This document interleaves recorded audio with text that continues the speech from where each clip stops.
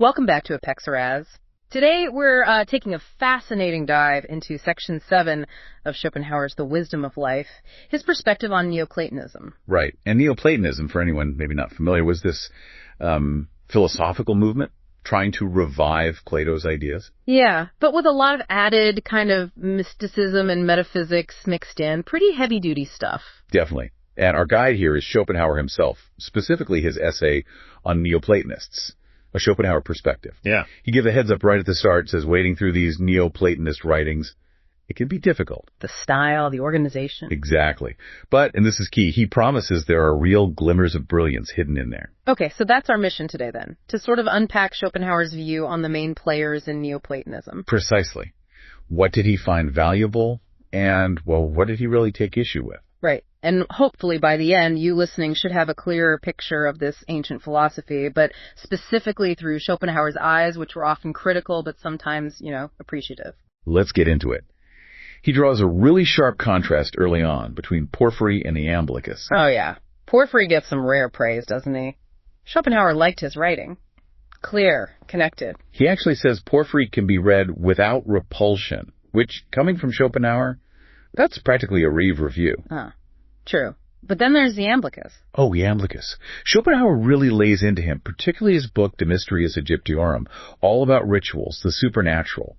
Schopenhauer basically calls it full of crass superstition, crude demonology.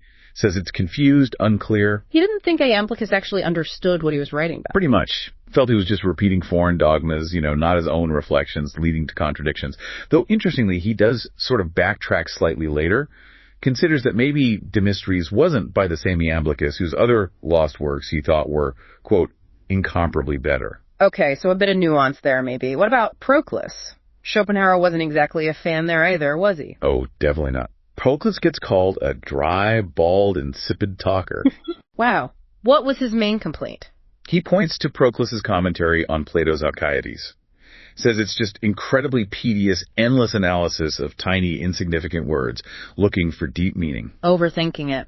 And taking things too literally. Schopenhauer really disliked how Proclus treated Plato's myths and allegories as literal fact, twisting them into superstition and theosophy. Okay, so not much positive there. But wait, didn't Schopenhauer find one thing in Proclus worthwhile? Yeah. Something about desires. Ah, yes, good point. He does highlight one proposition from Proclus's commentary. The idea that the desires our souls had before this life, they have a huge impact on the kind of life we end up choosing. So not just random chance, but our inner nature shaping our choices. Exactly. Schopenhauer connected this right back to Plato's idea of our intelligible character, our fundamental essence. He saw it as much deeper than simple ideas about free will. Our core inclinations guide us. That is interesting. Okay, we absolutely have to talk about Plotinus, the big one, right? The most important Neoplatonist, according to Schopenhauer, but also very unequal. Meaning? Meaning his work, the Enneads, varies a lot in quality. Schopenhauer thought the fourth Ennead was excellent, but overall, a mixed bag. And the writing style. I seem to remember Schopenhauer had issues there, too. Big issues. Called it very bad, disorganized, like thoughts just jotted down haphazardly, no real order.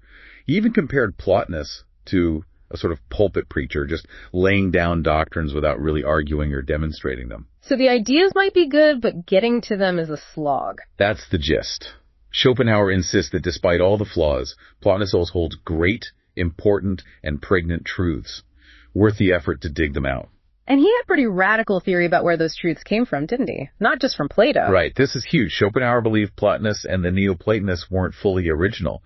He thought they were actually channeling Indo-Egyptian wisdom, using Plato's philosophy as the kind of vehicle. Indo-Egyptian wisdom, wow.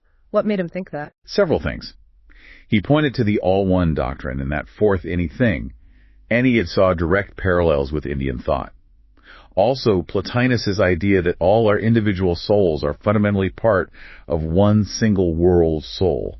Schopenhauer connected that to things like animal magnetism, these sort of shared consciousness ideas. And the idealism, the soul shaping the world, time being subjective. Yep, he saw echoes of Eastern philosophy there too, like the soul making the world when it moves from eternity into time, and the idea that time itself isn't something external to the soul. It all sounds very non-Greek in a way. Schopenhauer thought so. He even brings up Iamblichus again, his discussion of metempsychosis, reincarnation, and the goal of liberation or salvation. Schopenhauer felt this aligned perfectly with promises found in Indian religious texts. Any other clues he mentioned? He points to Egyptian symbols too, like the image of a creator god, Brahma, essentially sitting on a lotus flower. He saw that as clear evidence of Hindu influence traveling westward. So Schopenhauer's final verdict on Neoplatonism is, it's basically Eastern thought digested through a Greek filter. Pretty much.